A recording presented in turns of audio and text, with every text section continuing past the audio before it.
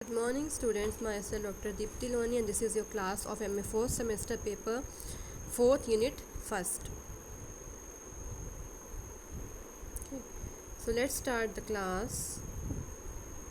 इसकी PDF मैंने आपको 9 अगस्त को दे दी है, लेकिन मैंने आपका इसको क्लियर एक्सप्लेन नहीं किया है, तो आज मैं इसको एक्सप्लेन कर रही हूँ। PDF आपको पहले ही मिल चुकी है, इसलिए डेट आपको पहले की पड़ी है, लेकिन आज मैं आपको एक्सप्लेन करके इसका वीडियो सेंड कर रही हूँ। So let's start the class. Kishori Shakti Yojana के बारे में। किशोरी शक्ति योजना यानी कि जो किशोरावस्था में जो बालिकाएं होती हैं, किशोरावस्था की उम्र की जो बालिकाएं होती हैं, उनके पोषण, उनके स्वास्थ्य, उनकी स्थिति में सुधार, इन सभी के लक्ष्यों को लेकर सरकार ने नवंबर 1991 में इस योजना को शुरू किया, लेकिन बाद में इस योजना का नाम बदलकर 2011 में किशोरी शक्ति योजना के नाम से फिर से शुरुआत हुई और इनकी उम्र होती है 11 से 14 वर्ष की जो बालिकाएं होती हैं उनके लिए योजना है। 205 जिलों में लागू किया गया था देश भर में और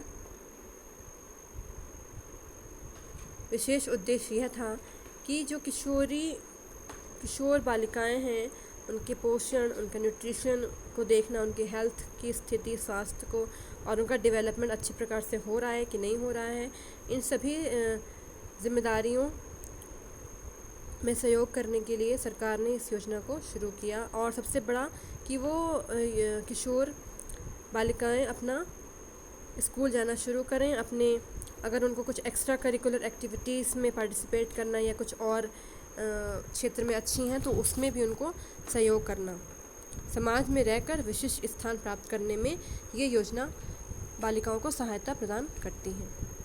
इसका मंत्रालय के बारे में बात करें तो मंत्रालय इसका होता है महिला एवं बाल विकास मंत्रालय है, उसी ने इस योजना की शुरुआत करी थी और समन्वित बाल विकास सेवाओं द्वारा इसका संचालन होता है। मुख्य उद्देश्य इसका होता है कि जो जीवन चक्र है, ठीक है, उसको तोड़ना, यानी कि अंदरूनी जो एक तरह से बहुत सालों से चला आ रहा है कि उसको उनकी कम उम्र में शादी कर देना, उनको पढ़ने लिखने ना देना, तो इस एक जो ये एक तरह से कहेंगे ये उनके लिए रुकावट है उनकी ग्रोथ, उनके विकास के लिए, तो उसको तोड़ना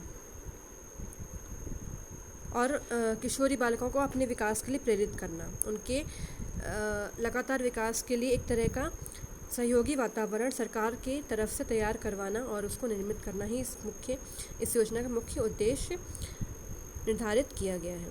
मुख्य भाग होते हैं, सबसे पहला भाग होता है कि पोषण की स्थिति को देखना और दूसरा गैर पोषण भाग, ठीक है, यानी कि सामाजिक स्थिति उनकी को भी विकास करते रहना। तो आज के लिए बस इतना ही।